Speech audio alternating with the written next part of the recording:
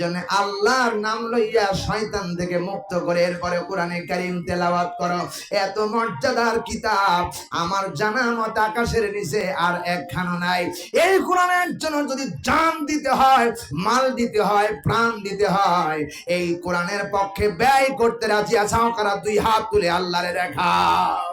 নারায়ে তাকবীর, আল কোরআনের আলো ঘরে ঘরে জ্বালো, আল হাদিসের আলো ঘরে ঘরে জ্বালো। আমার বন্ধুগণ, এখানেই শেষ নয়। আল্লাহ রাব্বুল আলামিন আরো বলেছেন কোরআনে কারীমের কি মর্যাদা, কি সম্মান দেওয়া হয়েছে।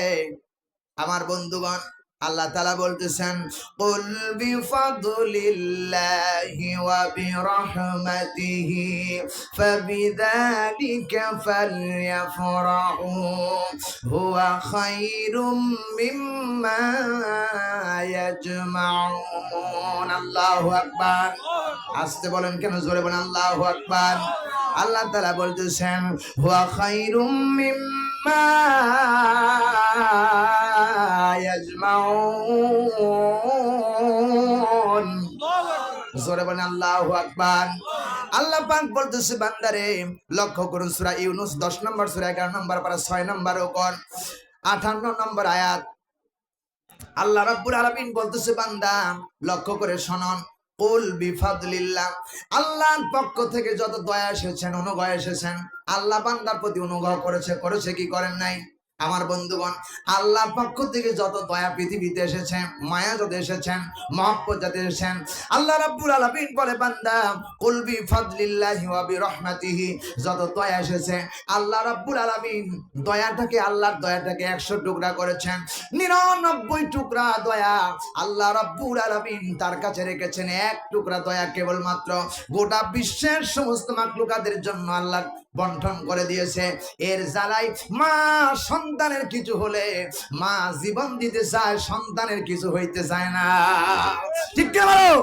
আল্লাহ দয়া করেছেন, অনুগ্রহ করেছেন। কি দয়া করেছেন? আমার বাইরে একটা দৃষ্টান্ত দেয়। সন্তান যখন মায়ের পেটের ভিতরে আসে, আল্লাহ কি অনুগ্রহ, দয়া। সন্তান যখন মায়ের পেটের ভিতরে আসলো, 10 মাস 10 দিন পূর্ণ হয়ে গেল। কেবলমাত্র 10 মাস 10 দিন পূর্ণ হয়ে যাওয়ার পরে সন্তান ডেলিভারি হবে। আল্লাহর কসম করে বলি, আল্লাহর দয়ার অনুগ্রহ যদি না থাকতো, আল্লাহর কসম কোনো মা সন্তান ডেলিভারি করতে পারতো না। কারণ ছোট্ট সামান্য জায়গা দিয়ে সন্তান ডেলিভারি করা কখনোই সম্ভব না। ঠিক না? আল্লাহর অনুগ্রহ, দয়া। আল্লাহ রাব্বুল আলামিন বান্দি যখন ডেলিভারি করার জন্য আসু ঘরে চলে যায়, এক একটা লাথি মেরেছি, মা অজ্ঞান হয়ে পড়ে গেছে। আরে মা সন্তান ডেলিভারি হয় না। ডাইনি আল্লাহকে ডাকতে বলছে, আল্লাহ দুইটারে দুই জায়গায় পাঠায় দাও, বের করে দাও। এরপরে মা চিৎকার দেয়, চিৎকার দিয়ে সমাজের লোকেরা কি বলবে? চিৎকার না দিয়া ডাক্তারের ভিতরে জিহ্বারে ফেলাইয়া কামড়ায় সহ্য করেছে, সন্তান ডেলিভারি হয় না। ডাইনি যখন সন্তান ডেলিভারি হয় না, ডাইনি কানের করে ফিস ফিস করে বলে, কায়দে কোনো লাভ নাই, কান্না করে কোনো লাভ নাই, আল্লাহরে ডাক দাও, আল্লাহরে ডাক দাও, বলো আল্লাহর কাছে সাহায্য চাও। আল্লাহ বলেছে উদুনি আস্তাজিব লাকুম, তুমি আমার কাছে সাহায্য চাও, আমাকে ডাকো। ডেলিভারির ওই মহিলা যখন আল্লাহকে বলতে থাকে, আল্লাহ আর সইতে পারি না, কলিজা মানে না, তাড়াতাড়ি করে তুমি সন্তান ডেলিভারি করার ব্যবস্থা করে দাও। আল্লাহ রাব্বুল আলামিন বলেছেন সুম্মা সাবিলা ইয়াসরা, মায়ের ছোট্ট জায়গাটিকে আল্লাহ বরদাস্ত করতে পারেন নাই। আল্লাহকে ডাক দেওয়ার কারণে আল্লাহ রাব্বুল আলামিন সঙ্গে সঙ্গে মায়ের ছোট্ট জায়গাটাকে সুম্মা সাবিলা ইয়াসরা, ইয়াসরা মানে প্রশস্ত করে দেওয়া। আল্লাহ রাব্বুল আলামিন কুদরতি ভাবে প্রশস্ত করে দেয়, সন্তান আস্তে করে মায়ের পেট থেকে ডেলিভারি হয়ে যায়। আল্লাহ আকবার। এত দয়া, এত অনুগ্রহ আল্লাহ রাব্বুল আলামিন করেছেন। ও আমার ভাইরা, এরপরে অনেক মা সন্তান ডেলিভারি করতে গিয়ে হারায় গেছে। কথা কয় না? হসপিটালে অনেক মা মারা গেছে, ডেলিভারি হয় না। আল্লাহ রাব্বুল আলামিন বলে এত অনুগ্রহ করেছি। এই অনুগ্রহের চাইতে আল্লাহ বলেন কুল বিফাদলিল্লাহি ওয়া বিরহমাতিহি, ওমান বান্দারা এত দয়া করে সন্তান ডেলিভারি করলাম। ও দয়াবান বান্দারা শুনে রাখো, মায়ের পেট থেকে আসার পরে খাবারে কোনো বন্ধ ব্যবস্থা ছিল না। আমি আল্লাহ রাব্বুল আলামিন তোমার মায়ের বুকের উপরে 2টা ফ্রিজ নির্মাণ করেছি। দুনিয়ার ফ্রিজ 1 ঘন্টা কারেন্ট না থাকলে মাল সামান নষ্ট হয়ে যায়, আর আমি মায়ের বুকের উপরে 2টা ফ্রিজ বানিয়ে দিয়েছি। কারেন্ট লাগে না, সব সময় উস্কো উস্কো, ঠান্ডা নাই, গরম নাই, উস্কো উস্কো গরম বান্দার যেমনি সহ্য হবে এমন দুধ আমি আল্লাহ মায়ের ফ্রিজের মধ্যে রিজার্ভ করে রেখেছি। প্রিয় ভাই সব, সন্তান একেবারে ঠান্ডা হয়ে গেলে সন্তান খাইলে নিউমোনিয়া হতে পারে, আবার একেবারে গরম হলে কচি মুখের জিহ্বা পুড়ে যাবে, কণ্ঠ পুড়ে যাবে। আল্লাহ এমন সুন্দর করে রাখলেন, উস্কো উস্কো গরম করে রাখলেন, বান্দা আরামে খায়া খায়া ঘুমায়া ঘুমায়া মায়ের করে শান্তিতে ঘুমায় থাকে। এত দয়া করেছেন আল্লাহ। পরে বান্দারে এই অনুগ্রহ না, আমি শুধু এতটুকুই করি নাই, মায়ের পেটের ভিতরে তোমাকে যেমন করে তৈরি করেছিলাম বান্দা, কুল বিফাদলিল্লাহি ওয়া বিরহমাতিহি, সমস্ত দয়া যদি একত্র করে দাও, গোটা পৃথিবীর একত্র করে দাও, এই কোরআনে কারীম তার চাইতে শ্রেষ্ঠ দয়া। চিল্লায় কোন সুবহানাল্লাহ। কুল বিফাদলিল্লাহ, ও নবী আপনি বলে দেন, কুল, হে নবী আপনি বলে দেন, বিফাদলিল্লাহ, আল্লাহর পক্ষ থেকে যত অনুগ্রহ এসেছেন, ওয়া বিরহমাতিহি, এবং যত দয়া আল্লাহ করেছেন তার মধ্যে শ্রেষ্ঠ দয়া হলো বান্দার জন্য কোরআন শরীফ। সুবহানাল্লাহ বলেন। এই কোরআন শরীফ হলো সর্বশ্রেষ্ঠ দয়া। ফাবিযালিকা, আনন্দ করো, ফুর্তি করো। আল্লাহ তাআলা এখানে শেষ করলেন না, কি মর্যাদা দেওয়া হলো, হুয়া খায়রুম মিম্মা ইয়াজমাউন। আল্লাহু আকবার। আল্লাহ তাআলা বলতেছেন, আকাশের ভিতরে যা আছে, জমিনের ভিতরে যা আছে, সমস্ত গুলোকে একত্র করো, একত্র করে সবগুলোকে বিক্রয় করো। আকাশ জমিনের সোনা দানা লৌহ কলম যা কিছু আছে সবগুলো বিক্রয় করে দাও। বিক্রয় করে যা কিছু হবে, হুয়া খায়রুম, খায়রুম মানে উত্তম, মিম্মা ইয়াজমাউন, যা কিছু জমা করেছ। বিশ্বের প্রতিপালক বলতেছেন, গোটা পৃথিবী আকাশ জমিনের সব কিছুর চাইতে এটা আল্লাহর কাছে দামি। জোরে বলেন আল্লাহু আকবার। আরো জোরে বলুন। এই কোরআন কি কেউ কিনতে পারবেন নাকি? কেউ কিনে আনতে পারবেন? এটা কে দিয়েছে? জোরে বলেন কে দিয়েছে? আল্লাহ বলেন, তানজিলুম মির রাব্বিল আলামিন। আল্লাহ রাব্বুল আলামিন বলে, বান্দারে কেবলমাত্র আমি মহাবিশ্বের মহান স্রষ্টা রাব্বুল আলামিনের কাছ থেকে কোরআনে কারীম এসেছে। এটা মানুষ রচিত কোনো গ্রন্থ হতে পারে না। মানুষ রচিত গ্রন্থ হলে এত দাম হইতো না, ঠিক কি না? কি দাম, কি কোরআনের মর্যাদা। হুয়া খায়রুম মিম্মা ইয়াজমাউন, গোটা পৃথিবীর সমস্ত কিছু যা কিছু জমা করেছো তার চাইতে এই কোরআনের দাম আল্লাহর কাছে অনেক বেশি। সুবহানাল্লাহ বলতে ইচ্ছা হয় না? এত দাম এই কোরআন শরীফে দেওয়া হয়েছে। প্রিয় ভাই সব, এখানে আল্লাহ রাব্বুল আলামিন শেষ করেন নাই, আরো বক্তব্য দিতে গিয়ে আল্লাহ রাব্বুল আলামিন বলেন, কি সুন্দর করে আল্লাহ রাব্বুল আলামিন বক্তব্য দিয়েছেন। আল্লাহ তাআলা বলতেছেন, ওয়া ইন্নাহু ফি উম্মিল কিতাবি লাদাইনা লাআলিয়ুন হাকীম। আল্লাহু আকবার। ও আমার ভাইরা, এই জমিনের ভিতরে কোন উস্তাদ পড়াইতে গিয়া তার জ্ঞানের অভাবের কারণে ভুল করতে পারে। কোন ডাক্তার প্রেসক্রিপশন করতে গিয়ে তার জ্ঞানের অভাবের কারণে সঠিক ওষুধ নাও লিখতে পারে। কথা কয় না, ঠিক কিনা? কোন ইঞ্জিনিয়ার ব্রিজ অথবা ঘরের ড্রয়িং করতে গিয়া, প্ল্যাটফর্মের ড্রয়িং করতে গিয়া ভুল করতে পারে জ্ঞানের অভাবের কারণে। আল্লাহ রাব্বুল আলামিন বলতেছেন, বান্দারে এমন একটা কিতাব পাঠিয়ে দিলাম, ওয়া ইন্নাহু ফি উম্মিল কিতাব, এটা সিয়াম থেকে লিপিবদ্ধ। আল্লাহ বলেন, লাদাইনা লাআলিয়ুন হাকীম, এর মধ্যে বান্দার যত জ্ঞান লাগবে সবগুলো জ্ঞানে পরিপূর্ণ বানায় আমি আল্লাহ কোরআন শরীফ পাঠিয়েছি। সব জ্ঞানের মধ্যে আছে। নামাজ পড়তে গেলে কি লাগবে, আছে না নাই?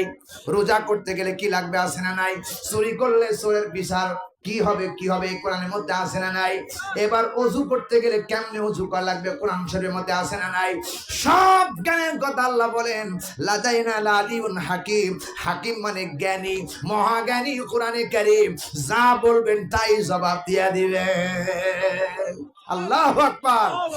এত দাম এই কোরআন শরীফে দেওয়া হয়েছে, এত মর্যাদা দেওয়া হয়েছে কোরআন শরীফে। এই কোরআন শরীফ আমরা বুঝি না, এ কোরআন শরীফ আমরা চিনলাম না।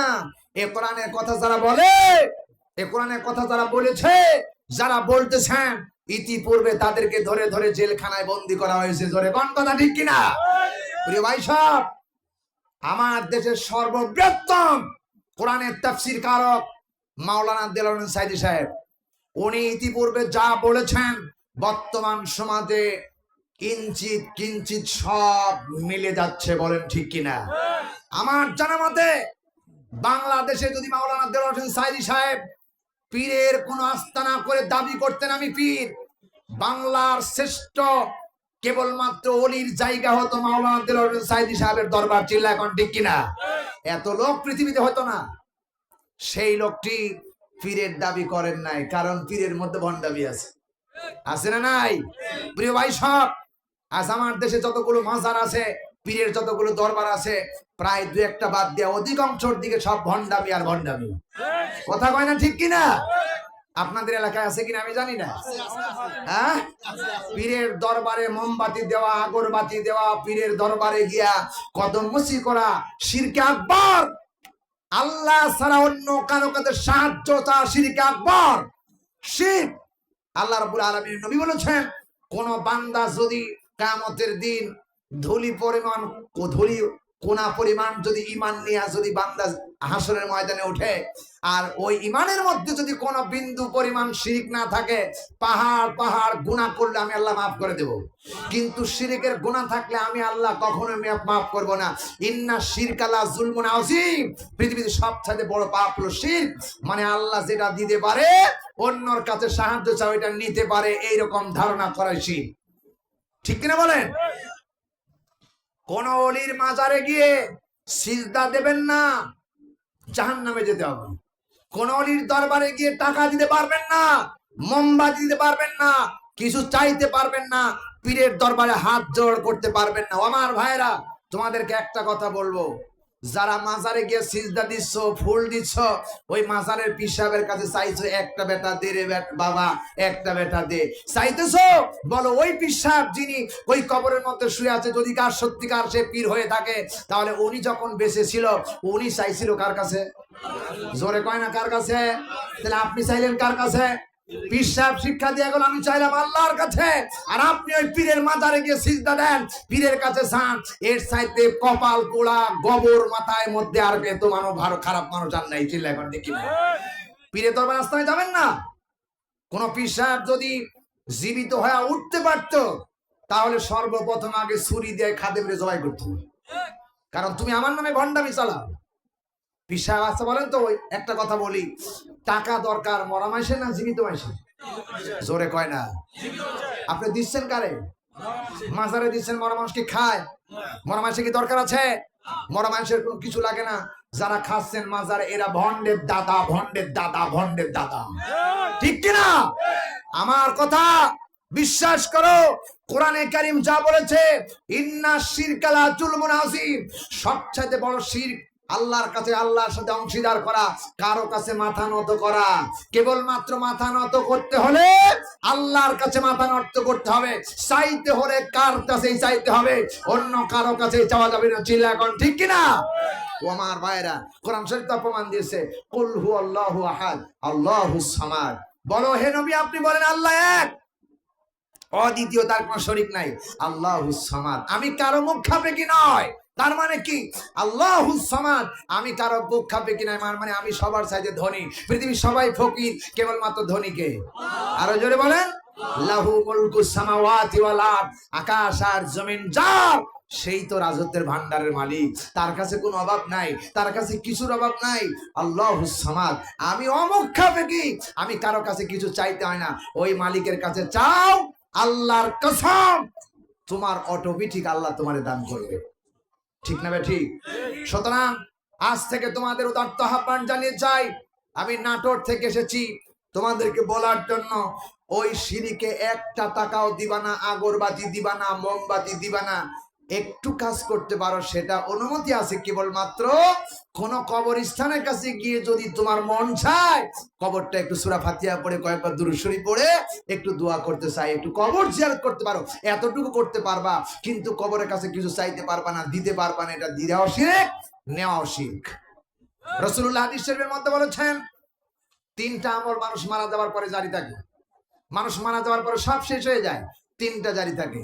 আওলাদুন সলেহর, কোন সন্তান যদি নেক সন্তান তাকে দোয়া করলে এটা বাবার কবরে যায়।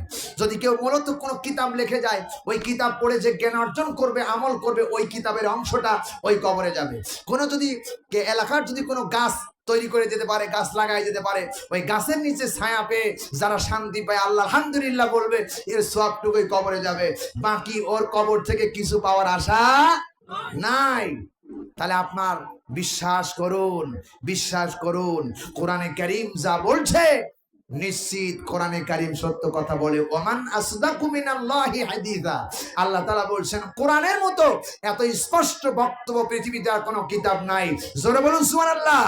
আল্লাহ তাআলা বলে দিয়েছেন আল কিতাবিল মুবিন, স্পষ্ট বক্তব্য দেওয়ার একখানি কিতাব, সেই কিতাবের নাম কি? জোরে বলুন। এই কোরআন স্পষ্ট বক্তব্য দেয়, যা দরকার আপনার সব বলে দিতে পারে কোরআন শরীফ। প্রিয় ভাই সব, এজন্য আল্লাহ রাব্বুল আলামিন বলেন ওয়াইন্নাহু ফি উম্মিল কিতাবি লাদাইনা লাআলিয়ুন হাকীম। ওয়া মান নবীগি, আপনি গোটা পৃথিবীর সমস্ত মানুষদেরকে কথা জানায় দেন, মহান আল্লাহ তাআলা যে কিতাব নাজিল করেছেন, এই কিতাবের ভিতরে এত জ্ঞান রয়েছে, জ্ঞানে পরিপূর্ণ, জ্ঞানে পরিপূর্ণ, এর মধ্যে কোনো জ্ঞানের অভাব নাই, সব জ্ঞানে পরিপূর্ণ করে দিয়েছেন।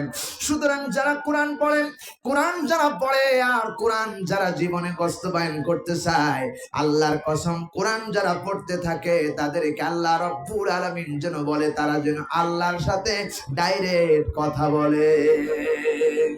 সোনার ভাইয়ের আমার, শুধু এখানে শেষ নয়, আল্লাহ রাব্বুল আলামিন কোরআনে কারীমের ভিতরে আরো স্পষ্ট ভাষায় বলেছেন কোরআনটা কত দামি, কোরআনটা কত মর্যাদাবান। আল্লাহ তাআলা বলতেছেন এই কোরআনে কারীমের মধ্যে, ইন্না নাহনু নাযালনা যিকরা ওয়া ইন্না লাহু লাহাফিজুন। আল্লাহু আকবার। আল্লাহ তাআলা বলতেছেন নবীগণ আপনি শোনায় দেন, ইন্না নাহনু নাযালনা যিকরা ওয়া ইন্না লাহু লাহাফিজুন। ও নবী আপনি শুনে দেন, এই কোরআনে কারীম আমি নাজিল করেছি আর এর হেফাজতের দায়িত্ব আমি আল্লাহ গ্রহণ করেছি। ইংরেজি বইয়ের গোডাউনে যদি আগুন জ্বালায় দেন সব পুড়ে ছারখার হয়ে যাবে। আমার বন্ধুগণ যত কোরআনের দোকান আছে সবগুলো তো আপনি পুড়ায় দেন, ছারখার হয়ে যাবে। কিন্তু এই কোরআনে কারীম আল্লাহ বলতেছেন আমি হেফাজতের দায়িত্ব গিয়েছি। বিশ্বাস করো কেমনে হেফাজত করেছেন আল্লাহ তাআলা। ও আমার ভাইরা, কাফেররা ষড়যন্ত্র করে কোরআন বন্ধ করে দেওয়ার জন্য চেষ্টা করবে, কোরআন নিভিয়ে দেওয়ার জন্য চেষ্টা করবে, আগুন জ্বালায় দিবে, পোড়ায় দিবে। আল্লাহ রাব্বুল আলামিন বললেন বান্দারে আমি এমন করে হেফাজত করলাম, এই পৃথিবীতে কিয়ামত পর্যন্ত যদি আপনি খুঁজতে থাকেন একজন ইংরেজি ছাত্র, ইংরেজির হাফেজ পাওয়া যাবে না, বাংলার হাফেজ পাওয়া যাবে না, বাইবেলের হাফেজ পাওয়া যাবে না। কিন্তু কোরআনে কারীম আল্লাহ পাক বলতেছেন আমি সংরক্ষণ করার জন্য, হেফাজত করার জন্য লক্ষ লক্ষ মানুষের হৃদয়ের ভিতরে 1000 ইঞ্চি হাড়ের মধ্যে আমি আল্লাহ এটা মুখস্থ করার কৌশল দিয়েছি। আল্লাহু আকবার। পৃথিবীতে কোনো হাফেজ নাই, কোরআনের হাফেজ ছাড়া কোনো হাফেজ নাই। যাকেই বলেন না কেন, জাকির নায়ক বলেন না কেন, আর যাকেই বলেন না কেন, কোরআনের তারা কোন কিতাবের হাফেজ পরিপূর্ণ হাফেজ না। কিন্তু কোরআনে কারীমের হাফেজ লক্ষ লক্ষ হাফেজ এই বাংলার জমিনে আছে না নাই? আল্লাহ বলেছেন আমি হেফাজত করব, এর দায়িত্ব আমি আল্লাহ গ্রহণ করেছি।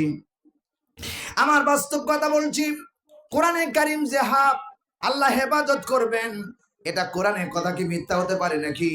কোরআনের কথা মিথ্যা হতে পারে না, সন্দেহ আছে নাকি? আল্লাহ শুরুতে চ্যালেঞ্জ করে দিয়েছে যালিকাল কিতাব লা রাইবা ফি, এটা এমন কিতাব যার ভিতরে কোনো সন্দেহের অবকাশ নাই। বিন্দু মাত্রা সন্দেহ করলে ঈমান থাকবে না। এটা যারা অনুসরণ করবে হুদাল্লিল মুত্তাকিন, তারাই হেদায়েত পেয়ে যাবে। আল্লাহ রাব্বুল আলামিন বলে বান্দারে এই কোরআনের ভিতরে কোনো সন্দেহের অবকাশ নাই। কোরআন যে হেফাজত করবে এ ব্যাপারে আমি বলছি, আমার বয়স যখন 9 থেকে 10 বছর, আনুমানিক 10 বছর, 9 থেকে 10 বছর হবে, আমি আমার নানার বাড়িতে খুব বেড়াইতে যাইতাম। নানা আমারে খুব আদর করতো। মানে আমার নানার ছেলে এবং মেয়ে সন্তানের মধ্যে আমার মা সবার চাইতে বড়, আর নাতির মধ্যে সবার চাইতে আমি বড়। আমার মধ্যে এত ভালোবাসার কাউকে দিত না। প্রত্যেক সপ্তাহে অন্তত একবার করে নানার বাড়িতে যাইতাম। গিয়ে দেখেছি নানা বারান্দার উপরে বসে একখান কোরআন শরীফ ফজরের নামাজ পড়ে কোরআন শরীফ নিয়া সর্বপ্রথম আগে সকালে কোরআন শরীফ তেলাওয়াত করত। তেলাওয়াত করে এই কোরআন শরীফটা প্রত্যেক দিন তেলাওয়াত করে একটা তাকের মাছা বানানো ছিল, বাতা দিয়ে, বাঁশের বাতা দিয়ে মাছা বানানো ছিল, সেখানে উপরে রেখে দিত, মাথার উপরে। কিছুদিন পর দেখা গেল আমার নানার বাড়িতে আগুন জ্বালায় গেল, আগুন ধরছে। আগুন ধরার কারণে আমার নানার বাড়িতে আল্লাহর কসম করে বলছি 4টা ঘর ছিল, 4টা ঘরের মধ্যে কেবল মাত্র মাটি আর বালি ছাড়া কিছুই ছিল না, সব পুড়ে ছারকার হয়ে গেছে। যেই টাকের পরে কোরআন শরীফটা ছিল সেটাও পুড়ে ছারকার হয়ে গেছে, কিন্তু কোরআন শরীফ কই? কোরআন শরীফ তো খুঁজে পাওয়া যায় না। কোরআন পুড়ে গেলে ছাই পাওয়া যাবে, ছাইও দেখা যায় না। লক্ষ্য করে দেখা গেল আমি তখন 9 থেকে 10 বছর বয়স, আমি আগে থেকে একটু টেটন ছিলাম প্রিয় ভাই সাহেব। আমি লক্ষ্য করলাম কোরআন শরীফ কোথায় গেল, খুঁজতে শুরু করে দিলাম। খুঁজতে খুঁজতে খুঁজতে খুঁজতে গিয়ে দেখি আমার নানার বাড়ি থেকে প্রায় আধা কিলোমিটার দূরে আল্লাহর 30 পারা কোরআনে কারিম পড়ে আছে। আল্লাহু আকবার। নিজ হাতে সংগ্রহ করেছিলাম, এই কোরআনে কারিম সংগ্রহ করে নিয়ে আসলাম। দেখি চতুর্দিকে পড়ে গেছেন। ও আমার বন্ধুগণ, লক্ষ্য করুন, আল্লাহর কসম করে বলি, কোরআন শপথ করে বলছি, এই জায়গা দিয়ে পড়ে গেছেন, এই জায়গা দিয়ে পড়ে গেছেন, এদিক দিয়ে চতুর্দিকে পড়ে গেছেন। আমার বন্ধুগণ, কোরআনের মাঝখানে একটা আয়াতে কারিমারও আল্লাহ রব্বুল আলামিন আগুন দিয়া জ্বালায় নাই। প্রিয় ভাই সাহেব, এত কোরআনে কারিম, তার মানে কি? কোরআন দলিল দিচ্ছে, ইন্না নিশ্চয় নাহনু নাযালনা যিকরা ওয়া ইন্না লাহু লাহাফিজুন, আমি কোরআনে জিকির নাজিল করেছি আর এর হেফাজতের দায়িত্ব আমি আল্লাহ রাব্বুল আলামিন গ্রহণ করেছি। কিয়ামত পর্যন্ত কোরআনকে যদি কেউ জ্বালায়া দিয়া শেষ করতে চায়, কিয়ামত পর্যন্ত কোরআন থাকবে, কোরআন কেউ বন্ধ করতে পারবে না। ঠিক কি না প্রিয় ভাই সাহেব? যারা কোরআন বন্ধ করতে আসবে, যারা কোরআনের মাহফিলে 144 জারি করতে আসবে, তারাই ক্যান্সেল হয়ে যাবে, তারাই নিষিদ্ধ হয়ে যাবে। এই চ্যালেঞ্জ করেছেন আমার আল্লাহ। চিল্লায় বলুন ঠিক না ঠিক? প্রিয় ভাই সাহেব, লক্ষ্য করে দেখুন, ফেরাউনের দিকে তাকান, নমরুদের দিকে তাকান। নমরুদ চিন্তা করেছিল, ফেরাউন চিন্তা করেছিল, মুসা যদি থাকে আর মুসা যে আল্লাহর কথা বলে, এই কথা তো অবশ্যই সত্য, কিন্তু আমার ক্ষমতা তো থাকে না মেনে নিলে। ষড়যন্ত্র করা হলো, মুসা আলাইহিস সালামকে হত্যা করার পরিকল্পনা করা হলো। মুসা আলাইহিস সালামকে হত্যা করতে পারলেন না। মুসা আলাইহিস সালামকে আল্লাহ দরিয়ার ভিতর দিয়ে রাস্তা বানিয়ে দিলেন। মুসা আলাইহিস সালামের কওমের লোকেরা পার হয়ে গেল। আল্লাহর কোরআনের দুশমনকে, মুসা নবীর দুশমনকে আল্লাহ বরদাস্ত করলেন না। ফেরাউনকে নদীর ভিতরে সুবায়া সুবায়া কোন শক্তি বানায় রাখছে কে? আরো জোরে কয় না? এটা বাস্তব প্রমাণ দিয়ে রাখছে আল্লাহ। হযরত মুসা চলে গেলেন। নমরুদের কথা বলছি। নমরুদ চিন্তা করলো, ইব্রাহিম খলিলুল্লাহ যে কথা বলে, এ কথা অবশ্যই সত্য, কিন্তু ইব্রাহিমের কথা যদি আমরা মেনে নেই, জাতি মেনে নেই, আমাদের ক্ষমতা থাকবে না। তাহলে কি করা হলো? ইব্রাহিমের জন্য আগুন তৈরি করো। আগুন বানানো হলো, আগুনের ভিতরে ইব্রাহিমকে ফেলায় দেওয়া হলো। আল্লাহ রাব্বুল আলামিন আগুনের পর নোটিশ জারি করে দিল। আগুনের মধ্যে ইব্রাহিম কেবলমাত্র পড়েছেন, লক্ষ লক্ষ ফেরেশতা এসে বলেছে, ইব্রাহিম খলিল, একবার শুধু বলেন, আমরা আপনাকে সাহায্য করব। ইব্রাহিম বললেন, ওমান আল্লাহর ফেরেশতারা, যে আল্লাহর কোরআনের জন্য, যে আল্লাহর দ্বীনের জন্য আমি আগুনের ভিতরে ঝাঁপ দিয়েছি, তোমাদের সাহায্যের প্রয়োজন নাই। ওই আল্লাহ কি আমারে দেখে না? সুবহানাল্লাহ। আল্লাহ আমারে দেখেছেন। মুসা আলাইহিস সালাম বলেছিলেন, রব্বি সায়াদি, আমার রব আমাকে রাস্তা বলে দিবেন। তারা মুসা আলাইহিস সালামের কওমেরা বলেছিলেন, লা মুদরাকুন, ও মুসা, আমরা তো ধরা পড়ে গেলাম, পাকড়া হয়ে গেলাম, সামনে দরিয়া, পালানোর কোন রাস্তা নাই। মুসা আলাইহিস সালাম বলছেন, রব্বি সায়াদি, টেনশন করো না, অথবা কেউ চিন্তা ফিকির করো না, ওয়ালা তাহজান ইন্নাল্লাহা মানা, যেখানে 3 জন থাকে, যেখানে 1 জন থাকে, সেখানে আরেকজন সত্তা সাহায্যের জন্য থাকে, তিনি কে? আসতে বলবেন না। মুসা আলাইহিস সালাম বললেন, রব্বি সায়াদি, কোনো টেনশন করো না, চিন্তা করো না, আমার রব আমার জন্য একটা রাস্তা বলে দিবে, এতটুকুই যথেষ্ট। আল্লাহ দরিয়ার ভিতরে রাস্তা দরকার ছিল একটা, 12টা রাস্তা দিয়ে আল্লাহ হযরতে মুসার কওমকে বাঁচায় দিল। ওই আল্লাহ এখন আছে না নাই? আমার ভাইরা, চলে গেল মুসা। নমরুদ চিন্তা করল ইব্রাহিম যা বলতেছেন সব সত্য কথা, কিন্তু ইব্রাহিমকে কেমনে মারা যায়? ষড়যন্ত্র করা হলো, আগুন বানানো হলো, আগুনের মধ্যে ফেলাই দেওয়া হলো। ইব্রাহিম শুধু বলেছে আমার রব কি আমাকে দেখে না, তোমাদের সাহায্যের কোনো প্রয়োজন। আল্লাহ খুশি হয়ে গেল। আগুনের পর নোটিশ জারি করা হলো, ইয়ানা রুকুনি বারদাও সালামান আলা ইব্রাহিম, ও আগুন ইব্রাহিমের একটা পশম পর্যন্ত জ্বালাতে পারবি না, শান্তিদায়ক হয়ে যাও। সুবহানাল্লাহ। কি হয়ে গেল? ইব্রাহিম আলাইহিস সালাম আগুনের মধ্যে পড়ে গেলেন। আগুনের মধ্যে বসে বসে ইব্রাহিম হাসতেছেন। 40 দিন পর্যন্ত ইব্রাহিম আগুনের মধ্যে অবস্থান করেছেন। 40 দিন পর যখন নমরুদের আগুন থেকে বেরিয়ে আসলো, নমরুদ চিন্তা করলো ইব্রাহিম পুরো সারকার হয়ে গেছে, চলো একটু ছাইগুলো দেখে আসি। দূরে চলে গেলেন। আগুনের এত তীব্রতা, এত আগুনের তাপ দিয়ে কাছে যেতে পারে না। ইব্রাহিম আলাইহিস সালাম আগুনের মধ্যে হাসতেছেন। নমরুদ বলে আগুন রে, তোর কি জ্বালানোর শক্তি কমে গেছে নাকি? তোর কি কোনো ক্ষমতা নাই? ইব্রাহিমকে কুলাতে পারিস নাই? আগুন জবাব খুলে গেল। আগুন বলতেছে নমরুদ, যে আল্লাহ আমারে আগুন বানিয়েছে ওই আল্লাহ আমার করে কারফি জারিয়ে করে দিয়েছে। তুই আয় তোর মজা দেখাচ্ছি, কিন্তু ইব্রাহিমের জন্য একটা পশম জ্বালাতে পারি না, কারণ আগুনের মালিক কে? আমার মালিক কে? ইব্রাহিমের মালিক কে? ইব্রাহিম বলতেছেন আমারে খুশি করেছেন, আমার রব কি আমারে দেখে না? এইটাই আমি খুশি হয়ে গেছি। ইব্রাহিমের জন্য ফুলের বাগান বানিয়ে দিয়েছি। ইব্রাহিম বেরিয়ে আসলো। জাতির লোকেরা জিজ্ঞেস করলাম, আল্লাহর খলিল ইব্রাহিম, আগুনের ভিতরে আপনি ছিলেন, কেমন ভাবে ছিলেন? দুনিয়ার জীবনের সবচেয়ে শান্তিতে কোথায় ছিলেন? ইব্রাহিম মুস্কি মুস্কি হাসে বলে, ও আল্লাহর গোলামেরা শোনো, যতদিন আমি নমরুদের আগুনের ভিতরে 40 দিন পর্যন্ত অবস্থান করেছিলাম, এত শান্তি দুনিয়ার জমিনে আর কোথাও পাই নাই। আগুন রে এত সুন্দর বানায় দিয়েছেন কে? ইব্রাহিম চলে গেল। ইব্রাহিমকে বাতিল ষড়যন্ত্র করে শেষ করতে পারলেন না। আমার বন্ধুগণ, সব কথা বাদ দিলাম, আসলেন মুহাম্মদুর রাসূলুল্লাহ। সবাই পড়েন সাল্লাল্লাহু আলাইহি ওয়াসাল্লাম। এবার আবু জেহেল আসলো, ষড়যন্ত্র করলো। মোহাম্মদ যে কথা বলে সদা সত্য কথাই বলে। মক্কার কাফেররা তারে আলামিন বলে ডাকতো, বিশ্বাসী বলে ডাকতো। এত ভালো লোক আর পৃথিবীতে মক্কার মানুষের কাছে কার কেউ ছিল না। আলামিন বলে ডাকতাম। যখন তিনি বলেছে লা ইলাহা ইল্লাল্লাহ, কারো আইন মানি না, কারো আইন তৈরি করা আইন মানি না, মানতে হবে আল্লাহর আইন, সঙ্গে সঙ্গে দুশ্মনী শুরু হয়ে গেল, ষড়যন্ত্র শুরু হয়ে গেল। এবার কি করলো আবু জেহেল? কি করলো? নবীজিকে হত্যা করার জন্য গর্ত বানালো।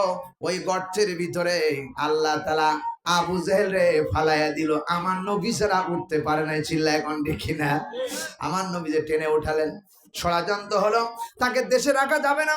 ষড়যন্ত্র হলো, তাকে দেশ থেকে তাড়ায় দিতে হবে, না হলে জেলখানায় বন্দী করা হবে। 3.5 বছর সে বেতালেবে বন্দী হয়ে থাকলো।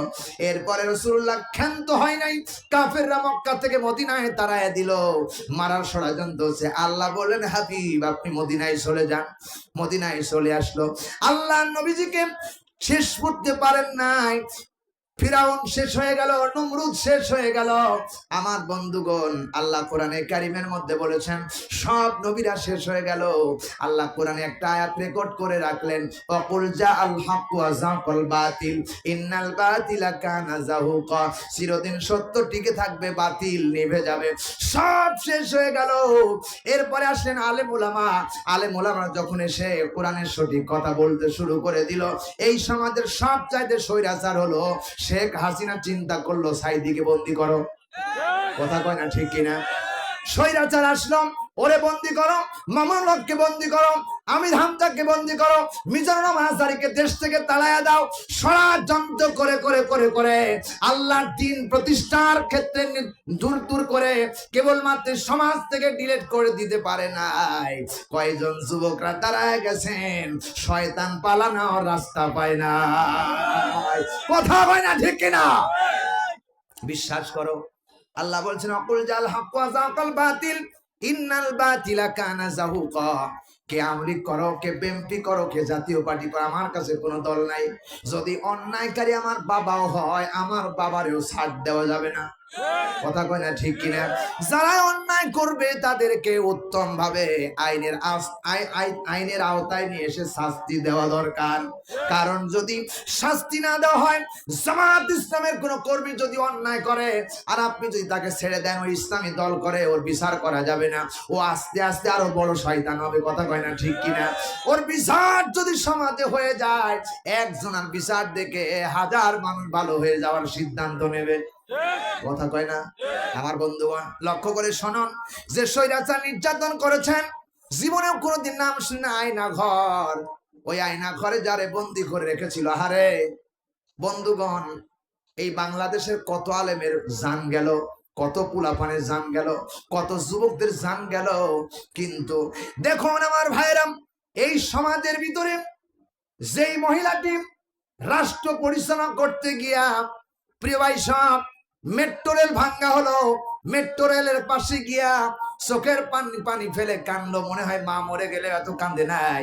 আর আবু সাইদের মতো সোনার মতো একজন যুবক, কত যুবক মারা গেল, ওদের ব্যাপারে একটু পানি চোখ থেকে পড়লো না। তার মানে বুঝাচ্ছেন, ও দুনিয়ার সরকার কেবলমাত্র এই সমাজের নেতৃত্ব দেওয়ার জন্য আসেন নাই, উনি এসেছিলেন কেবলমাত্র বাবার প্রতিশোধ নেওয়ার জন্য। ঠিক কিনা? পালায়া গেল। আমার রাহবার বলেছিলেন, খবরদার ফাল পাড়বা না, খবরদার ফাল পাড়বা না, এমন একটা সময় আসবে পালানোর জন্য এ দূরের গর্ত পাবা না। চিল্লা এখন ঠিক কিনা? পায় নাই। প্রিয় বন্ধুগণ, ভারতে যখন চলে গেল, ভারত থেকে অন্য দেশে যাওয়ার জন্য 11 ঘন্টা প্লেনের মধ্যে অবস্থান করেছে, অন্য জায়গায় যাওয়ার জন্য কোন দেশে তারে নামতে দেয় নাই। পালানোর জায়গা নাই। যারা এই কোরআনের দুশ্মনী করেছেন, ফেরাউন, নমরুদ, হামান, আবু জাহেল, এখনো যারা আছো শিক্ষা গ্রহণ করো। কোরআনের বিপক্ষে যদি যাও, যে দলের কর্মী হও না কেন, তোমাকে আল্লাহ শাইস্তা করে দুনিয়ার থেকে জিল্লতির সাথে বিদায় করবে। সুতরাং কোরআনের বিপক্ষে যাবা না, আলেমদের বিপক্ষে যাবা না। আমি আমার দেশে আমার ভাষায় বলি, আমার কাছে আওয়ামী লীগ নাই, বিএনপি নাই, জাতীয় পার্টি নাই, জামাত ইসলাম নাই। এক কোরআন, এক মদিনা শরীফ, এক মক্কা শরীফ, আমাদের এক নেতা, এক রাসূল, এক আল্লাহ। কেবলমাত্র বাংলাদেশের পার্লামেন্ট, এই বাংলাদেশের সর্বত্র 56,000 বর্গ মাইলের দেশ সোনার বাংলাদেশে সকলে মিলে মিশে কোরআনের রাজ কায়েম করতে হবে। যতদিন পর্যন্ত কোরআনের রাজ কায়েম করতে না পারবেন, শান্তি বলে পাওয়া যাবে না। সুতরাং শান্তি যদি পেতে হয়, সকলকে ঐক্যবদ্ধ হয়ে কোরআনের ময়দান কায়েম করার জন্য যা করা দরকার তাই করতে রাজি আছো। কারা দুই হাত তুলে আল্লাহ দেখাও। আল কোরআনের আলো ঘরে ঘরে জালো, আল হাদিসের আলো ঘরে ঘরে জালো। আরে তাকবীর, আল্লাহু আকবার। রাগ করতেছেন আপনারা? খারাপ লাগতেছে আপনাদের? প্রিয় ভাই সব, আমি বলতেছিলাম কোরআনের মর্যাদা। সুতরাং এই কোরআনকে কেউ ডিলিট করতে পারে নাই। টাইটানিক জাহাজ বানানো হলো, জাহাজ তৈরি করার পরে টাইটানিক চিন্তা করলো, এই জাহাজ আর পৃথিবীর কেউ ধ্বংস করতে পারবে না, এত ক্ষমতাশালী আর কেউ নাই। জাহাজ তারে নদীর ভিতর নামাইলো, নামায়া আল্লাহর এই 30 পারা কোরআনের পাতা ছিঁড়ে ছিঁড়ে নট্টগিরিতে নাচাইয়া এই পাতা ছিঁড়ে ছিঁড়ে পায়ের নিচে দিল। আল্লাহর কসম, নদীর মধ্যে একটু যেতে পারে না, ওখানে ডুবে শেষ হয়ে গেছে। কথা কয় না ঠিক কিনা? সেই টাইটানিক এখনো আছে না নাই? সমুদ্রের তলদেশে এখনো আছে। প্রিয় ভাই সব, খবর নিতে গিয়া কিছুদিন আগে কয়জন মরছে। আল্লাহ বলছেন কোরআন অবশ্যই থাকবে, ইন্নাহু লাকুরআনুন কারীম, নিশ্চয় এটা মহাবিশ্বের মহাবিশ্ববাসীর জন্য একটা মর্যাদা সম্পন্ন কিতাব। কারীম, অনেক সম্মানিত কিতাব। এই সম্মানকে যদি কেউ নষ্ট করো, তার সম্মান আল্লাহ রাখবেন না। সুবহানাল্লাহ বলতে চায় না? সুতরাং এত দাম, এত কোরআনে কারীম। আল্লাহ রাব্বুল আলামিন এখানে শেষ করে নাই। আল্লাহ রাব্বুল আলামিন বলতেছেন কোরআনে কারীমের ভিতরে, আল্লাহ রাব্বুল আলামিন বলতেছেন, ওয়া নুনাজ্জিলু মিনাল কুরআনি মা হুয়া শিফাউন ওয়া রাহমাতুল লিল মুমিনিন। চিল্লায় পড়েন আল্লাহু আকবার। আল্লাহ তাআলা বলেন সূরা বনী ইসরাইল 17 নম্বর সূরা 15 নম্বর পারা 9 নম্বর রুকুর 82 নম্বর আয়াতে কারিমা, বাড়ি গিয়ে মিলান। আল্লাহ বলছেন ওয়া নুনাজ্জিলু মিনাল কুরআনি মা হুয়া শিফাউ ওয়া রাহমাতুল লিল মুমিনিন। এই পুরা কোরআনুল কারীমটা আল্লাহ রাব্বুল আলামিন এত সম্মান দান করেছে। এই কোরআন দিয়ে যদি আপনি ভালো খাইতে পারেন, ভালো যদি আপনার মুখ হয়, এই কোরআনুল কারীমের আয়াত পড়ে যা করবেন আল্লাহর কসম তাই হবে। চিল্লা বলেন ঠিক কিনা? আল্লাহ বলছেন ওয়া নুনাজ্জিলু মিনাল কুরআনি মা হুয়া শিফা। এই কোরআনটা মুমিনদের জন্য আমি বানিয়েছি সমস্ত রোগের ঔষধ, সমস্ত রোগের ঔষধ। আল্লাহর কোরআনে কারীম এত যে ঔষধ, এত যে মজা, আমার জীবনে বাস্তবায়ন করেছে, আমার নিজে প্র্যাকটিক্যাল করা কি ঔষধ আল্লাহ দিয়েছেন। আমার ভাইরা, আমার চাচাতো বোন ডেলিভারি হবেন, ডেলিভারির প্রেম শুরু হয়ে গেছেন, যন্ত্রণা বসে গেছেন, একদিন পার হয়ে গেল সন্তান ডেলিভারি হয় না, রাত চলে গেল সন্তান ডেলিভারি হয় না, 24 ঘন্টা পার হয়ে গেছে ডেলিভারি হয় না। এত কান্না আর এত কান্নায় ভেঙে পড়েছে, মনে হচ্ছে মৃত্যুর সাথে পাঞ্জা লড়তেছে। ডাইনি কানে গাড়ে ফিস ফিস করে বলে আল্লাহকে ডাকতে থাকো, ডেলিভারি কেন হয় না? আমাকে ডাকা হলো, আমি সেখানে ডাইনি আমাকে ডাকলো, ভাই আর দেরি করা যায় না, ডাক্তারকে খবর দেওয়া হোক। ডাক্তারকে খবর দেওয়া হলো, গ্রাম্য ডাক্তার এসে বলতেছেন হুজুর আমার পক্ষে সম্ভব না, বড় ডাক্তারের কাছে নিয়ে যেতে হবে। আমি বললাম ডাক্তারের কাছে নিয়ে যাব, সবার চাইতে বড় ডাক্তার একজন আছে, তিনি কে? একটু ধৈর্য ধারণ করে দেখতেছি। আমার ভাইরা, সব সম্পন্ন করে সত্য করে কোরআনে কারীম মাথায় করে বলছি, বিশ্বাস করো আমার আল্লাহ তাআলা কি ঔষধ দিয়েছেন। আমি চিন্তা করলাম বোনের ডেলিভারি হয় না, বোনের কি কষ্ট হইতেছেন। আহারে, এই কষ্টের কথা মনে পড়ে গেল, ডাক্তারের কাছে নিয়ে যাওয়ার জন্য ডাইনি পরামর্শ দিল। আমি চিন্তা করলাম আল্লাহ কোরআনে কারীমের বনী ইসরাঈলের 82 নম্বর আয়াতের মধ্যে বলেছেন ওয়া নুনাজ্জিলু মিনাল কুরআনি মা হুয়া শিফা, মুমিনদের জন্য এটা আমি ওষুধ বানায়া পাঠিয়েছি। আল্লাহর কসম, এই আয়াত মনে পড়ে যাওয়ার কারণে বাড়ির ভিতরে প্রবেশ করে একটা গিলাস নিয়ে, টিবল থেকে এক গ্লাস পানি নিয়ে সূরাতুল ফাতিহার 7টা আয়াত পড়ে, কেবলমাত্র 7টা আয়াত পড়ে একটা ফু দিয়ে ডাইনিকে বললাম এটা বোনকে খাওয়াইয়া দাও। আল্লাহর কসম করে বলি 30 সেকেন্ড সময় লাগে নাই, সন্তান ডেলিভারি হয়ে গেছে। 30 সেকেন্ড সময় লাগে নাই। যদি আপনি কোরআন যদি মানতে পারেন, কোরআনকে বিশ্বাস করতে পারেন, অপেনে আল্লাহ ঔষধের ব্যবস্থা করে দেয়। সুবহানাল্লাহ, সুবহানাল্লাহ। ছোট্টবেলার কথা বলছি, আমি যখন আলেমে পড়ি, আলেমে দাখিল পরীক্ষা দেওয়ার পরে আমার বাবা এত গরিব মানুষ, আহারে আমি দাখিল যখন পাশ করলাম, দাখিল পাশ করা যেদিন পরীক্ষা দিয়ে যাচ্ছি, ওই পরীক্ষার দিন আমার বাবা এত গরিব মানুষ ছিল, খাবার মনে কোনো ব্যবস্থা ছিল না। রাত্রে রান্না করা হয়েছে, মা আব্বা আমি কেবলমাত্র 3 জন মানুষ, 3 জন মানুষের জন্য ভাত রান্না করা হয়েছে। রাত্রিবেলা আব্বারে আমি খাইলাম, মা খাই নাই, টেনশন, মা খাই নাই, দেখি নাই, মা না খায় রাতের বেলা ঘুমায় আছে জানি না।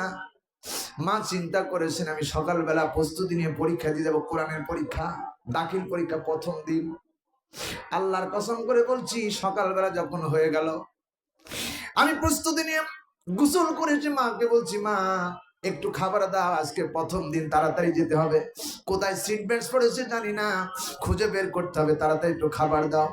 মা ঘরের ভিতরে দৌড়ায় গেলেন, দেখি অল্প কয়টা পান্তা ভাত পানি দিয়ে রাখছেন। ভাত রাতের বেলা, ভাতের তুলনায় পানি বেশি, কিন্তু ভাত নাই। মাকে বললাম মারে এই ভাত খাই আমি পরীক্ষা দিতে পারবো না, আমার দ্বারা সম্ভব না, মা আমার একটু গরম ভাতের ব্যবস্থা করে দাও। চোখের দিকে তাকায় দেখি মায়ের কোনা দিয়ে, চোখের কোনা দিয়ে টপ টপ করে পানি পড়তেছে। মা বলতেছে কলিজার টুকরা সন্তান, রাতের বেলা যে রান্না করা হয়েছিল, আমার তোমার আব্বা এত গরিব মানুষ তো জানোই, রাতের বেলা রান্না করা হলো, ওই রান্না তুমি আর তোমার বাবাকে খাওয়াইছিলাম, কিন্তু আমি চিন্তা করলাম সকালবেলা পাতিলে কিছু নাই, হাড়িতে কিছু নাই, কোনো চাউল রান্না করার কোনো ব্যবস্থা নাই। আমি চিন্তা করলাম সকালে আমার সন্তান পরীক্ষা দিয়ে যাবে, কি খাওয়া যাবে। আমি মা রাত্রি না খায় ওইটুকু রাখছিলাম তোমার জন্য, খাবারটুকু তোমার জন্য রাখছিলাম, ওইটারে পানি দিয়ে রাখছিলাম যে বেটা অন্তত ভাতগুলো সুন্দর করে পরিষ্কার করে মাখায়া পানি টানি দিয়া ভাতগুলো খাইলে বাবার পেট ভরবে। আমার মা আমার মাথার পুরে হাত দিয়ে বলে বাটা এর চাইতে আমার ঘরের ভিতরে আর কিছুই নাই, এটা খেয়ে যাও। আমি দোয়া করছি, মায়ের মাথার পুরে হাত দিল, মাথার পুরে হাত দিয়ে বলে বেটা পরীক্ষা দিতে যাও। আমি দোয়া করে দিলাম আল্লাহ তোমার প্রশ্নের অ্যান্সার সহজ বানায় দিবে। আল্লাহর কসম করে বলি পরীক্ষার ঘরে গিয়ে দেখি কোরআন শরীফের পরীক্ষা, যা পরীক্ষার কোশ্চিন এসেছে 3 ঘন্টার সময় লাগে পরীক্ষা দিতে, আমার 2.5 ঘন্টার মধ্যে কমপ্লিট হয়ে গেছে। 100 মার্কের 1 মার্কও স্যার কম দিতে পারে নাই। 100 মার্কের 1 মার্কও কম দিতে পারে নাই, সব অ্যান্সার হয়েছে। প্রিয় ভাই সাহেব, ওই দাখিল পরীক্ষায় 60 সাবজেক্টে লেটার পায়া পাশ করলাম, খাবার ঘরে নাই। ওই সময় আমি আস্তে আস্তে করে একটু বড় হলাম, বড় হইয়া সমাজের গ্রামের মানুষের কাজ করি, দিনের বেলা দিন মজুরি কাজ করি, সপ্তাহে 2 দিন ক্লাস করি, আর 5 দিন কাজ করি। 7 দিনের 5 দিন কাজ করে কাজ করতে গেলাম ঝিনাইদা গেলাম কাজ করার জন্য। ওখানে যাওয়ার পরে আল্লাহর কসম করে বলি, পাট কাটা কাজ, কুষ্টা কাটা, আপনারা কি বলেন জানি না, কুষ্টা না পাট, এইগুলো কাটার কাজ। সকালবেলা আমরা যখন গেলাম, রাত্রিবেলায় ওই বাড়িতে একটা মহিলা ডেলিভারি হয়েছে, রাত্রে ডেলিভারি হয়ে গেছে। আমরা বিছানার মধ্যে বারান্দার পরে শুয়ে আছি। ওই দিন থেকে 11 দিন পর্যন্ত ওই বাড়ি ছিলাম। প্রত্যেক দিন সন্তানটা কাঁদতে থাকে, এত কান্না কান্দে, দুধ খায় না। আমি একদিনকে মনের ভিতরে কোনো চিৎকার না নিয়ে ওই বোনকে ডেকে বললাম, বোন রে, দুধ কি খায় না ছেলে, কারণটা কি তোমার একটু বলি, কি সমস্যা আমার একটু বলো। বলছে, ভাই দুধ একদিনও খায় না, শুধু কাঁদতে থাকে, সারা রাত কাঁদতে থাকে, সারা রাত শুধু কান্নার কান্না। আমি বললাম, বোন আপনার ছেলেটাকে নিয়ে আসেন, আর একটু পানি নিয়ে আসেন, আর একটু তেল নিয়ে আসেন। তেলটা নিয়ে আসলেন, পানি নিয়ে আসলেন। পানি নিয়ে আসার পরে সূরাতুল ফাতিহার 7টা আয়াত পড়ে পানির ভিতরে ফু দিয়ে আমি বললাম, ঘরের ভিতরে গিয়ে আপনার শরীরটা, আপনার বুকটা একটু মুছে দিবেন পানি দিয়া, আর এই যে তেল দিলাম, তেলটা সন্তানের মাথায় দিবেন আর পায়ের তালাতে দিয়ে দিবেন। আল্লাহর কসম করে বলি, সূরা ফাতিহা দিয়ে আয়াত দেওয়ার পর থেকে ওই দিন থেকে রাত তো নয়, দূরের নয়, 23 দিন ওই বাড়ি ছিলাম। 11 দিনের পরে আর একদিন ওই সন্তান আর কান্না করে না। এত দাম এই কোরআন শরীফের, এত মর্যাদা। যদি মর্যাদা নাই হতো, ওয়ানুনাজ্জিলু মিনাল কুরআনি মা হুয়া শিফা, আয়াত কোরআনে থাকতো না। আল্লাহ বলছে, মোমেনদের জন্য এটা ওষুধ বানায় পাঠিয়েছি। আল্লাহ, এত দামি কোরআন। এই কোরআন যদি সমাজে চলে, গ্রামে চলে, সোনার মানুষ, দেশের মানুষ সোনার মানুষ হয়ে যাবে। চিৎকার দিয়ে বলুন কথা ঠিক কিনা? এ কথা আমার নাম আল্লাহ রাব্বুল আলামিন বলেছেন, তাহা মা আনজালনা আলাইকাল কুরআনা লিতাশকা। ও নবী, আপনার মান সম্মান যাবে, আপনার সমাজে পরিচয় থাকবে না, আপনার বদনাম হবে। এই জন্য কোরআনে কারিম আমি পাঠাই নাই। আপনার কোরআন শরীফ আপনাকে দিয়েছে, আমার কোরআন শরীফ আপনার চরিত্রটাকে সোনার চরিত্র বানানোর জন্য কোরআন দিয়েছি। যারা কোরআনের আইন মানবে, যারা কোরআনের জীবন, কোরআন দিয়ে জীবন গড়বে, তাদের সমাজের ভিতরে সবচেয়ে দাম বাড়ায় দিবেন আমার আল্লাহ। চিল্লায় কোন ঠিক কিনা? গতকাল আমার মনে হয় 27 তারিখ গেছে, আজকে মনে সকালবেলা মিজানুর রহমান আজহারি কথা বলেছে, লক্ষ লক্ষ মানুষ কোরআনের কথা শোনার জন্য আজহারির মাহফিলে হাজির হয়ে গেছে। নাটোর থেকে 26 তারিখে আমার সঙ্গে এসেছে, শোনানো বলতে পারেন নাই? এত দাম এই কোরআনের কারীম শিক্ষা করার কারণে। ও আমার ভাইরা, এখানেই শেষ নয়। আল্লাহ রাব্বুল আলামিন কোরআনের কারীমের ভিতরে স্পষ্ট ভাষায় বলেছেন, কি সম্মান আল্লাহ তাআলা দিয়েছেন। আল্লাহ বলেন, লাউ আনসালনা হাদাল কুরআনা আলা জাবালিন লারাআইতাহু খাশিআম মুতাসাদ্দিআম মিন খাশিয়াতিল্লাহ ওয়া তিলকাল আমসালু নাদরিবুহা লিন-নাসি লাআল্লাহুম ইয়াতাফাক্কারুন। আর যাবেন আল্লাহু আকবার। খারাপ লাগতেছে নাকি আপনাদের? কষ্ট লাগতেছে? প্রিয় ভাই সাহেব, আল্লাহ রাব্বুল আলামিন বলেন সূরা হাসর 59 নাম্বার সূরা 28 নাম্বার পারা 3 নাম্বার উপরে 21 নাম্বার আয়াতে কারিমা, বাড়ি গিয়ে মিলান। আল্লাহ বলছেন, লাউ যদি, লাউ মানে যদি, আনজালনা আমি নাজিল করতাম, হাদাল কোরআন এই কিতাব, কে বলতেছেন? আল্লাহ বলতেছেন, হাজাল কিতাব এই কিতাব, আলা জাবালিল্লাহ রাআইতাহু কোন পাহাড়ের উপরে। আল্লাহ রাব্বুল আলামিন বলতেছেন, খাশিয়াম মুতাসাদ্দিআম মিন খাশিয়াতিল্লাহ, এই কোরআনের ভার সহ্য করতে না পেরে, আল্লাহর কিতাবের ভার সহ্য করতে না পেরে পাহাড়টা লন্ডভন্ড হয়ে যাইতো। এত দামি কোরআন শরীফ আল্লাহ আমাদেরকে দান করেছেন। প্রিয় ভাই সব, এখানে শেষ নয়। নবীজি বলেন, আম্মা জান আয়েশা সিদ্দিকা রাদিয়াল্লাহু তাআলা আনহা হাদিসটা বর্ণনা করেছেন। আমার কথা না, আমি বলতেছি ভাইরা, এই কোরআনটা কত দামি। এখানে যারা আছো, এখানে যারা যুবক আছো, 50 খানা কিতাব যদি দড়ি দিয়া বেঁধে মাথায় উঠায় দেওয়া যায়, তাহলে 1 কিলোমিটার যুবকরা মাথায় করে নিয়ে যেতে পারবে। কেবলমাত্র 50 কেজি ওজন হবে, ঠিক না ঠিক? কেউ যদি না পারে, এখানে যদি কেউ না পারলে আমি অন্তত 1.5 মণ তো মাথায় নিতে পারবোই, এতে কোনো সন্দেহ নাই। অন্তত 1.5 মণ মাথা নিতে পারবোই। এখনো 2 মণে বোঝা মাথায় করে নিয়ে 1-1.5 কিলোমিটার হেঁটে যায়, পাও কাঁপে না, ঠ্যাং কাঁপে না। আল্লাহ রাব্বুল আলামিন এত কৃষকের ঘরে সন্তান জন্ম দেওয়ার কারণে এই মর্যাদা এখন আল্লাহ রেখে দিয়েছেন। 2 মণি বোঝা মাথায় করে নিয়ে যেতে পারি, 50 খানা কিতাব আমি অন্তত পারবো। প্রিয় ভাই সব, 50 খানা কিতাব মাথায় করে নিয়ে যেতে পারলাম, কিন্তু আল্লাহর এই 30 পারা ছোট্ট কিতাব হাত দিয়ে নাড়া যায় চলা যায়, এই কিতাবের ভার পাহাড় পর্যন্ত সহ্য করতে পারে নাই। তাহলে কত দামি এই কোরআনটা, একটু চিন্তা ফিকির করেন, ঠিক কিনা বলেন? কত দাম এই কোরআনের। আল্লাহর নবীজি বলেন, আমি ঘরের ভিতরে শুয়েছিলাম, আয়েশা বলতেছেন, রাতের বেলা, গভীর রাত, মাঘ মাসে কনকনে শীতের দিন, রাসূলুল্লাহ চাদর গায়ে দিয়ে ঘুমাচ্ছে। হঠাৎ করে দেখা গেল দরজার পাশে কে যেন ডাকতেছেন আর বলতেছেন, লাব্বাইকা ইয়া রাসূলুল্লাহ, লাব্বাইকা ইয়া রাসূলুল্লাহ, সালাতু সালামু আলাইকা ইয়া রাসূলুল্লাহ। আল্লাহর নবীজি সালামের জবাব দিলেন আর বললেন, কে? বলে, আমি জিবরাইল এসেছি। আল্লাহর নবীজি বললেন, কেন এসেছো? জিবরাইল বললেন, ইয়া রাসূলুল্লাহ, ইয়া হাবিবাল্লাহ, কোরআনের আয়াত নিয়ে এসেছি। আল্লাহ আপনার করে কোরআনে আয়াত দিয়েছেন, আপনি সেটা কোরআনটা রিসিভ করেন। আল্লাহর নবীজির স্ত্রী আম্মা আয়েশা বলেন, লক্ষ্য করে দেখি জিবরাইল আর আমার রাসূলের ভিতরে কথা হচ্ছেন। হঠাৎ করে লক্ষ্য করে দেখতেছি রাসূলুল্লাহ কোরআন রিসিভ করতেছেন, জিবরাইল পড়তেছেন, আমার রাসূল পড়তেছেন। লক্ষ্য করে দেখি মাঘ মাসের শীতের দিন, রাসূলের গায়ে কম্বল দিয়ে জড়ায়া শীত থাকে না, কিন্তু আমার রাসূলের শরীরের প্রত্যেকটি লঙ্কব দিয়া এমন ভাবে পানি বের হচ্ছে, ঘাম বের হচ্ছে, রাসূলের দাড়ি দিয়া টপ টপ করে পানি পড়তেছে, জামা ভিজে গেছে। এত ভারী কোরআন, আল্লাহর এই 30 পারা কোরআন। আমার ভাইরা, শুধু এখানে নয়, কিতাব সাক্ষ্য দেয় রাসূলুল্লাহ যখন উটের পিঠের পরে যখন হেঁটে যেতেন, উটের পিঠের পরে যখন সওয়ার হতেন, যখন জিবরাইল আসতেন কোরআনে কারীম রিসিভ করতেন, এমন সময় লক্ষ্য করে দেখা গেল